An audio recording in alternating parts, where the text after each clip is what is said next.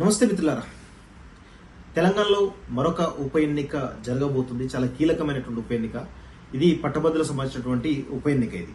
అయితే ఒకసారి మనం మునుగోడు ఉప ఎన్నికకు సంబంధించినటువంటి దానిలో ఒకసారి పరిశీలిస్తే కనుక మునుగోడు ఉప ఎన్నికకు ముందు భారతీయ జనతా పార్టీ ఇక్కడ పెద్ద ఎత్తున అధికారంలోకి వద్దామనేటువంటి పెద్ద ఎత్తున ఒక అవకాశం క్రియేట్ అయిన విషయం అందరికీ కూడా తెలుసు. మునుగోడు ఉప ఎన్నిక తర్వాత జరిగినటువంటి పరిణామాలు కావచ్చు, లేదంటే బీఆర్ఎస్ బీజేపీ ఒకటి పరిణామాలు ఏవైతే ఉన్నాయో అవన్నీ కూడా ఎక్కువ నష్టం చేకూరింది బీజేపీకి మాత్రమే. అయితే అధికారం, ప్రజలందరూ కూడా అధికారంలోకి ఎవరు రావాలి, కేసీఆర్ను ఓడించాలనేటువంటి దాంట్లో కృతనిశ్చయంతో ఈరోజు Bharatiya Janata party BRS party ఒక్కటే నిర్ణయంతో కాంగ్రెస్ పార్టీని అధికారంలో తీసుకురావడం జరిగింది. దీనిలో అత్యధికంగా నష్టపోయింది భారతీయ జనతా పార్టీకి మాత్రమే. ప్రస్తుతం తెలంగాణలో పార్లమెంట్ ఎన్నికలు జరిగినాయి. పార్లమెంట్లో భారతీయ జనతా పార్టీ దాదాపు 10 నుంచి 12 సీట్లు గెలవడానికి అవకాశం చాలా పెద్ద ఎత్తున కనిపిస్తా ఉంది వాస్తవంగా. అయితే ఈ క్రమంలో పట్టభద్రుల ఉప ఎన్నికకు సంబంధించినటువంటి బై ఎలక్షన్ జరుగుతూ ఉంది. దీనిలో ప్రముఖంగా భారతీయ జనతా పార్టీ ఇక్కడ గెలుస్తుందా ఓడుతుందా పక్కన పెడితే, భారతీయ జనతా పార్టీకి సంబంధించినటువంటి ఒక సెక్టార్ పీపుల్ ఎవరైతే ఉన్నారో వీళ్ళందరూ కూడా రెండో ప్రాధాన్యత ఓటును బీఆర్ఎస్ పార్టీకి వేయాలనేటువంటి దాంట్లో ఒక బలమైనటువంటి చర్చ తీసుకొస్తా ఉన్నారు. అయితే ఎందుకు అంటే అదంతా కూడా తీన్మార్ మల్లన్న మీద కోపంతో అనేటువంటి ఒక విషయం గమనిస్తా ఉన్నాను నేను వాస్తవంగా.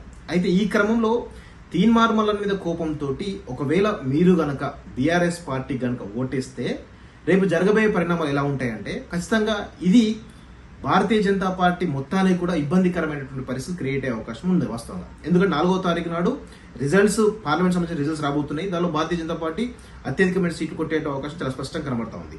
రెండోది 5వ తారీఖు కౌంటింగ్ జరగబోతుంది పట్టభద్రుల ఉప ఎన్నికకు సంబంధించి. దానిలో కనుక ఒకవేళ పట్టభద్రుల ఉప ఎన్నికలో కనుక ఎమ్మెల్సీ అభ్యర్థి బీఆర్ఎస్ పార్టీ సంబంధించిన ఎమ్మెల్సీ అభ్యర్థిని గెలిస్తే కనుక ఖచ్చితంగా కేసీఆర్ అదేవిధంగా కల్వకుంట్ల కుటుంబం మళ్ళా తిరిగి తమ పట్టును నిలుపుకోవడానికి ఒక పెద్ద ఎత్తున ప్రయత్నం జరిగే అవకాశం కనబడతా ఉంది. ఎందుకు అంటే ఈ ఎన్నికల్లో రూరల్లో ఎవరు అవునన్నా కాదన్నా రూరల్లో కొంత బీఆర్ఎస్ పార్టీకి పాజిటివిటీ కనబడ్డది.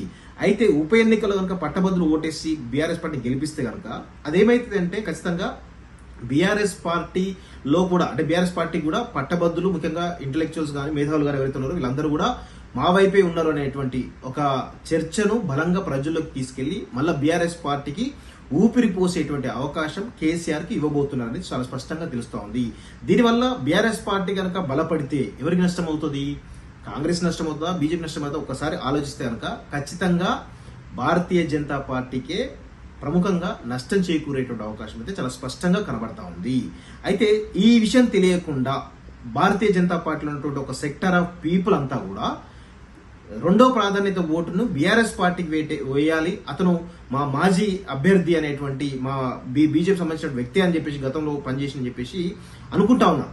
కానీ దీనివల్ల జరగబోయే పరిణామాలు ఏ విధంగా ఉంటాయంటే ఖచ్చితంగా రాబోయే రోజుల్లో ఎలక్షన్ తర్వాత, రిజల్ట్ తర్వాత కనుక ఒకవేళ అవకాశం ఇస్తే కనుక ఖచ్చితంగా భారతీయ జనతా పార్టీకి ఎక్కువ నష్టం చేకూరే అవకాశం ఉంది. దీనిలో కీలకమైన అంశం ఏంటంటే తీన్మార్ మల్లన్న ఓడినా గెలిచినా ఇక్కడ తెలంగాణ రాజకీయ పరిణామాలు ఎటు కూడా చేంజ్ కావు. కేవలం కాంగ్రెస్ పార్టీ అభ్యర్థి గెలిచిండు అనుకోవచ్చు, లేదంటే తీన్మార్ మల్లన్న తన ఒక్కడికి సులభాన్ని చేకూరే అవకాశం కనబడతా ఉంది వాస్తవంగా.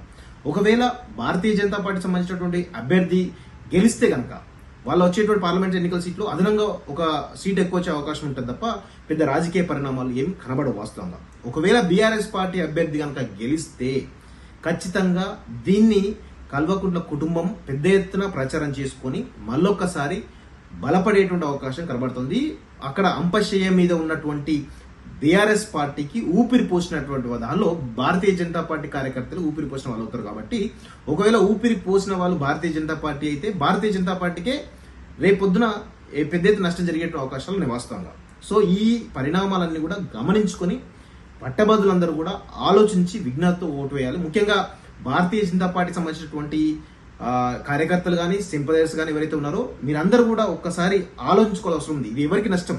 బీఆర్ఎస్ పార్టీకి ఓటేస్తే మీకు లాభం చేకూరుతుందా వేరిక అని చెప్పేసి ఒకసారి ఆలోచించుకుంటే, ఒకవేళ బీఆర్ఎస్ పార్టీకి ఓటేస్తే ఖచ్చితంగా మీరు రాసి పెట్టుకోండి, రాబోయే రోజుల్లో భారతీయ జనతా పార్టీకి పెద్ద ఎత్తున నష్టం చేకూరే అవకాశం అయితే కనబడుతోంది. అందుకే ఒక్కసారి ఆలోచించుకోమని చెప్పేసి కూడా ఈరోజు నేను కోరుతా ఉన్నాను.